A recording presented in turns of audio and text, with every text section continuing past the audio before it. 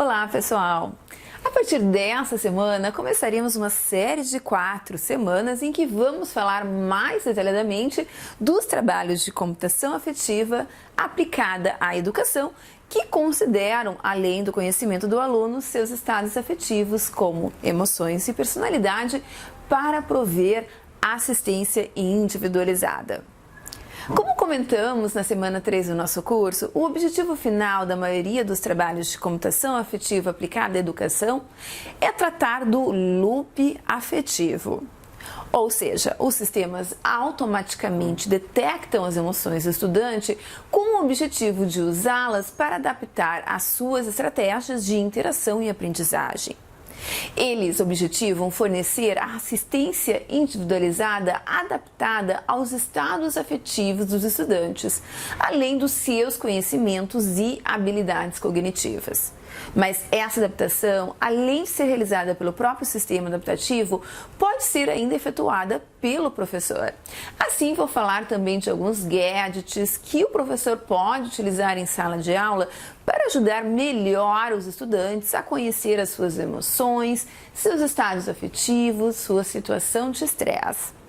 Falamos na semana 7 das habilidades socioemocionais e que elas estão previstas na Base Nacional Comum Curricular, ou BNCC. Relembrando o que vimos na semana 7, uma das competências gerais da BNCC é conhecer-se, apreciar-se e cuidar de sua saúde física e emocional, compreendendo-se na diversidade humana e reconhecendo suas emoções e a dos outros com autocrítica e capacidade para lidar com elas. Uma pergunta que muitos me fazem é por que detectar as emoções dos estudantes para mostrar a ele próprio. Afinal, emoções é algo que todos nós entendemos bem, que sabemos reconhecer, que vivemos em nosso dia a dia. Gente, não é bem assim. Embora vivamos as emoções todos os dias, não sabemos muito bem identificá-las em nós mesmos e nos outros. Na verdade, não somos tão bons como achamos que somos, fala a Rosalind Picard. Interpretamos nossas emoções pelo filtro de nossas cognições, crenças, desejos e medos. Atribuímos emoções a fatores externos que não são os que realmente causaram a emoção, como comentamos no vídeo 1 da semana 5. Tentamos controlar a expressão das emoções para que os outros não as percebam. Não entendemos os mecanismos que disparam as emoções e por isso reagimos de forma exagerada às emoções ou mesmo tentamos mascará-las, negligenciando o papel atencional delas. Elas estão passando o recado. Alguma coisa não vai bem. Preste atenção a isso. Negligenciar, esconder uma emoção é a pior estratégia de regulação emocional, tendo muitas consequências negativas aos estudantes. Precisamos falar delas. Precisamos ensinar as crianças e adolescentes a entender, aceitar, saber como elas funcionam e como regulá-las para que eles tenham uma melhor qualidade de vida. Além disso, saber reconhecer as nossas emoções ajuda também a melhor identificarmos as emoções dos outros.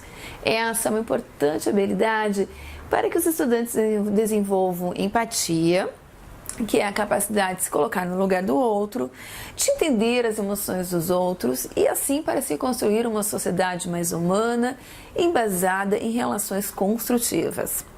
A empatia é uma das competências gerais da BNCC também. O texto fala de exercitar a empatia, o diálogo, a resolução de conflitos e a cooperação, fazendo-se respeitar e promovendo o respeito ao outro e aos direitos humanos com acolhimento e valorização da diversidade dos indivíduos e de grupos sociais, seus saberes, identidades, culturas e potencialidades sem preconceitos de qualquer natureza.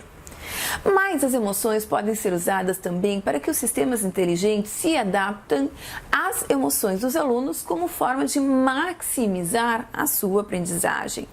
Por exemplo, no trabalho de Helena Macedo, professora assistente dessa disciplina, tentamos estudar o melhor momento de intervir na confusão antes que o aluno passe para emoções mais negativas, como o tédio e a frustração, do qual eles possuem mais dificuldade para se sair e que prejudicam a aprendizagem, como já comentei antes. Então, vamos começar relembrando como as emoções podem ser detectadas pelos estudantes. As emoções do usuário podem ser detectadas pelas seguintes fontes. 1. Voz, prosódia, como a entonação e vocalizações não linguísticas, como risos, gritos, etc. 2. Texto, diálogo, mensagens, posts. Essa forma é bem usada em tutores conversacionais, ou seja, aqueles sistemas tutores que buscam estabelecer um diálogo com o aluno para ensinar. 3. Comportamento observável, isto é, as ações do usuário na interface do sistema.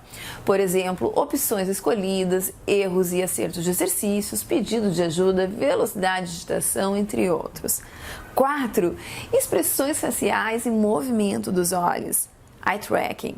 Nesse caso, são usados algoritmos de inteligência artificial que buscam detectar as emoções dos estudantes pelas suas expressões faciais ou movimento dos olhos gravados por câmeras. 5. Sinais fisiológicos. Nesse caso, são usados equipamentos, pequenos gadgets, que pegam batimentos cardíacos, tensão muscular, condutividade da pele, respiração, entre outros. 6.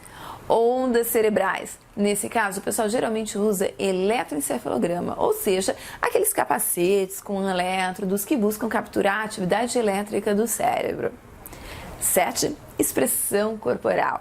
A expressão corporal de uma pessoa também informa o seu estado afetivo. Pessoas felizes têm uma postura mais ereta, pessoas tristes geralmente apresentam uma postura mais curvada, ombros caídos. Nesse caso, são geralmente usados sensores corporais ou câmeras, como aqueles usados na indústria de cinema digital, em que os equipamentos de um ator são capturados e após digitalizados em um personagem, como no caso do César do Planeta dos Macacos. Como podem ver, são muitas as formas de detectar as emoções humanas, porque são muitos os mecanismos corporais envolvidos na sua expressão. Na próxima videoaula, vamos começar falando dos sensores que capturam sinais fisiológicos, quais são eles e como funcionam. Então, gente, muito obrigada pela atenção de vocês até aqui e até a nossa próxima videoaula. Tchau, tchau!